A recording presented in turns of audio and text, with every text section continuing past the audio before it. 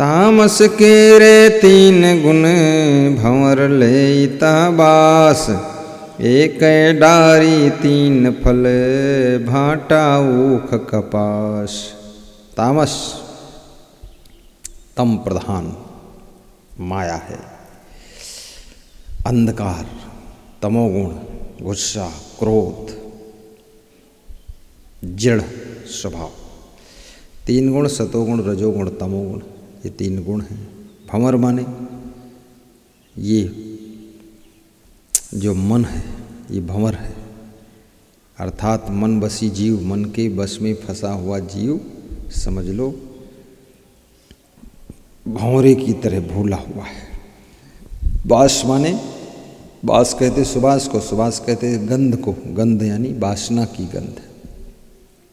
वास माने आवास भी होता है, जैसे लोग कहते ना हमारा यही वास है, मैं यही वास करता हूँ। वास करता हूँ मतलब निवास करता हूँ। और वास का अर्थ आसक्ति भी होता है, खिंचाव होता है। एक डारी अर्थात माया की डाल में जड़ प्रकृति में तीनों फल एक साथ लगते। क्या? भाटा, भाटा यानी तमोगुण।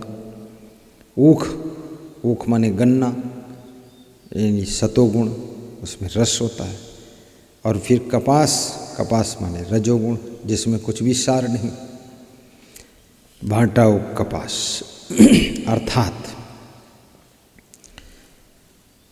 तमोगुण प्रधान ये माया है, जिसमें तीन गुण हैं, सतोगुण, रजोगुण और तमोगुण।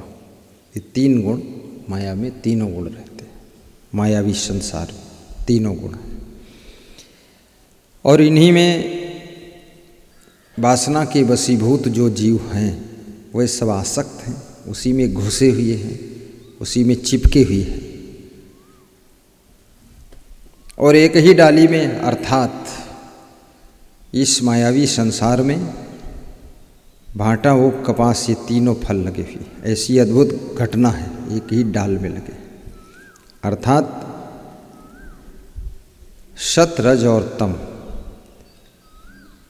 एक ही प्रकृति में विद्यमान है। यहाँ पर तुम सतोगुण से जीना चाहो तो भी जी सकते हो, रजोगुणी बनना चाहो तो भी बन सकते हो, तमोगुणी बनना चाहो तो भी बन सकते हो। और ये प्रकृति में तीनों चीज़ें विद्यमान रहती हैं, उपस्थित रहती हैं। तो साहब कहते हैं आप अपने तामस को कंट्रोल कीजिए और संसार में वासना के वशीभूत होकर के भोग विलास में चिपको मत, निष्काम हो जाओ। और ये रजोगुण तमोगुण से बच करके सतोगुणी बनो, इससे तुम्हारा कल्याण होगा। सतोगुण सुख देता है, सात्विक जीवन ही सुखदायी है।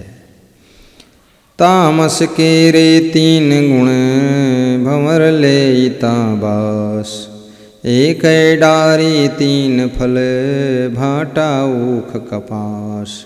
बोलिए सदगुरु कबीर साहब की जय, सदगुरु कबीर साहेब की जय।